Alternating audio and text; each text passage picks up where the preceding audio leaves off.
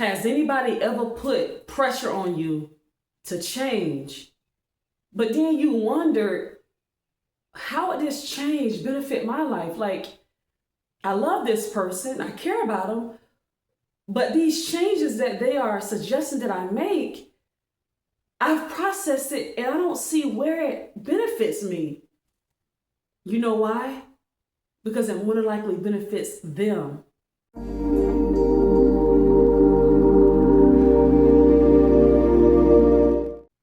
Why is it, and yeah, I'm talking about relationships, especially marriages today. Why is it that you can attract a man based off who you are, everything you have going on? He's in love with that. But after a couple of years in marriage, a couple of months for some people, that man begins to demand that you change, that you stop doing some of the very things that you were doing that attracted him. Now he wants you to change. You're trying to figure out, how does that benefit me? Like, that was building my income.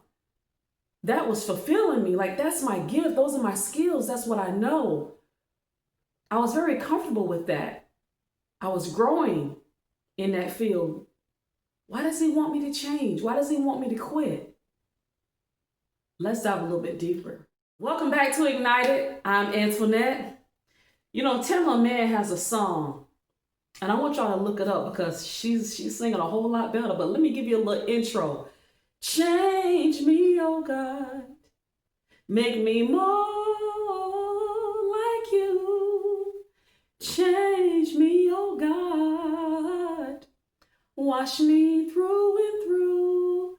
Create in me a clean heart, so that I may worship you. Those are the words to change me, oh God. Okay, when she first started off. But in that song, she's asking God to change her so that she may worship him. So the things that God is against, the things that can block you from God, from being in good standing within the presence of God, which the Bible highlights, those are the things that she is asking God to change. That is very different from a human being that's asking you to change in order to appease them. Let's remember that people have reasons for the things that they do. People have reasons for the things that they say. They may not reveal to you the truth, the whole truth. They may give you partial. And so you're running around here trying to change the very things that God gave you. Before you came to this earth, there was something or some things that were placed on the inside of you. I'm talking about those gifts. I'm talking about those talents, those things that no one had to teach you. As you begin to get older and older in life, you begin to do these things and people are like, oh my God, you're really good at it. We need to put you in track. We need to put you in a cooking class because that's just going to expand what you already know. We have to get you in the field and around people who are doing this because we can just see this greatness on you. And we just want you to get in an environment where you can get sharpened. And you do all of that. You get supported by friends and family. Even school teachers jump on board and they usher you into this thing or these things that you're really, really good at. Like you light up the room when you're doing these things. People find hope and joy when they see you do these things. But fast forward, you get married, and the man that you married is telling you he wants you to change. Let me switch that. He's telling you you need to change. Now, nothing that you've done has hurt anyone. If anything, it's blessing lives. It's fulfilling you. It's making room for you. As the word says, your gifts shall make room for you. When we work our gifts, talents, and skills, they make our lives better. They build our network and our net worth. But you have someone that's telling you you need to change. When I was in, I think it was 6th grade or was it 9th? Either way, no, it wasn't 6th grade. It was high school, 9th grade. That's when it was. 9th grade, I had a science teacher. And one of his favorite statements was, consider the source. Stay with me now. This is very important. Consider the source. Well, internet, what was he talking about? When people are telling you things, you need to consider the messenger. Oh, yeah. Why is this person telling you that you need to stop doing something? Who is this person to you?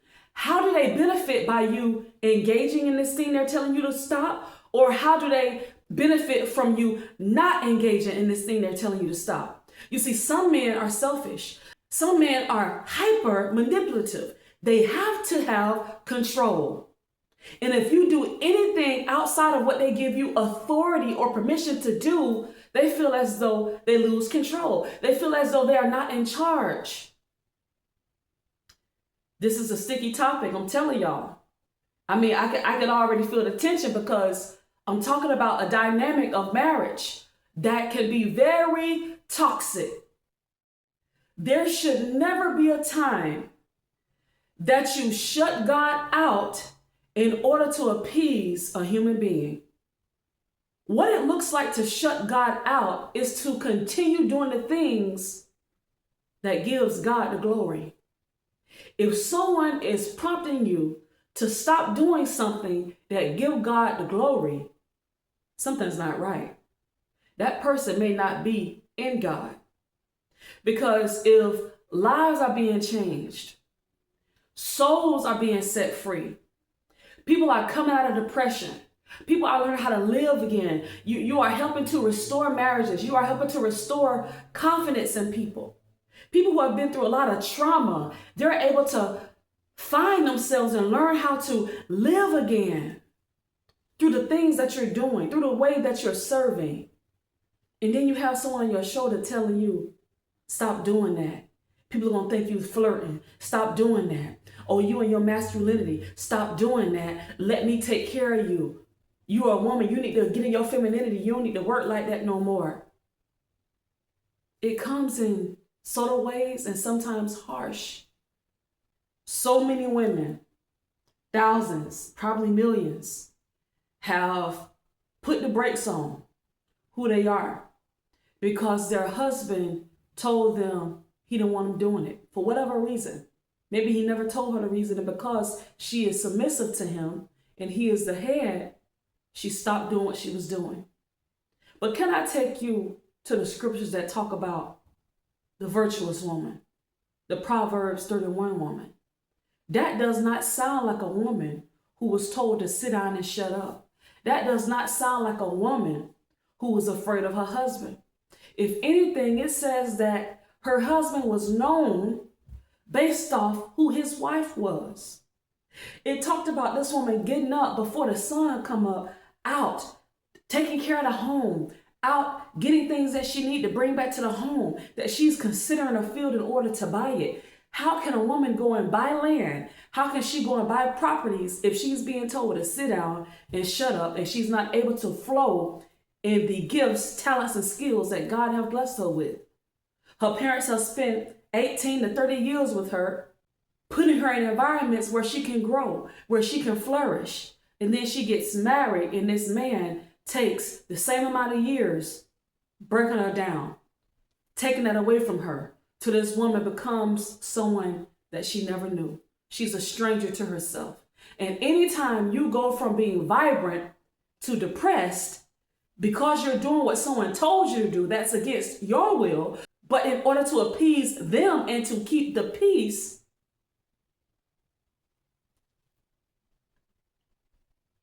and what does it really mean to keep the peace? Because if you're just staying quiet, your spouse is happy, but internally you're at war with yourself, sweetheart, that's not peace. That is not peace. So it's one thing to change for God and another thing to change for man. And you have some people who go as far as to try to pervert the word of God and tell their women it's biblical.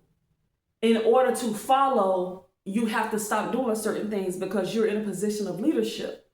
But once again, those same skills that you have, those same talents and gifts can help your husband.